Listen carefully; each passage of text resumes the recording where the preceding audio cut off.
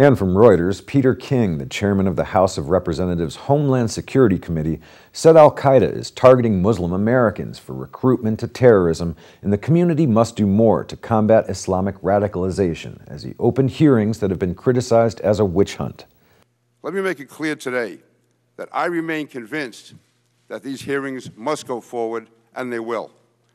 To back down would be a craven surrender to political correctness and an abdication of what I believe to be the main responsibility of this committee, to protect America from a terrorist attack.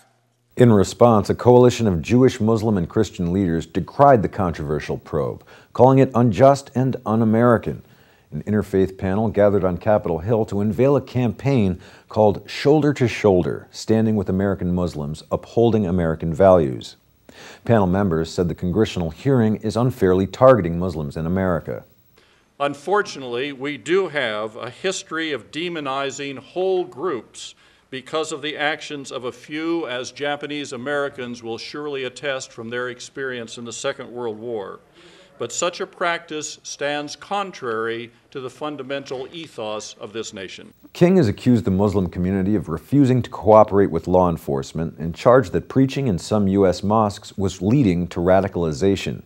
Panel members are condemning King's statements, saying the hearings are an act of injustice. And as I sat this morning in the hearing room,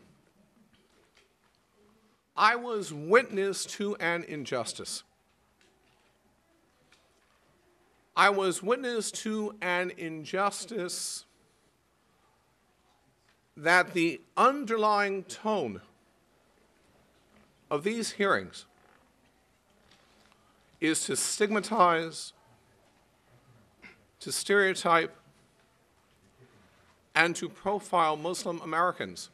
Some called the hearing counterproductive, saying it would further alienate Muslim Americans and encourage the rise of Islamophobia in the United States. We would say as evangelicals that every right we assert for ourselves is at once a right we defend for other faiths too. And because of that, a right for a Christian is a right for a Muslim, a Jew, a secular, or any other faith in America.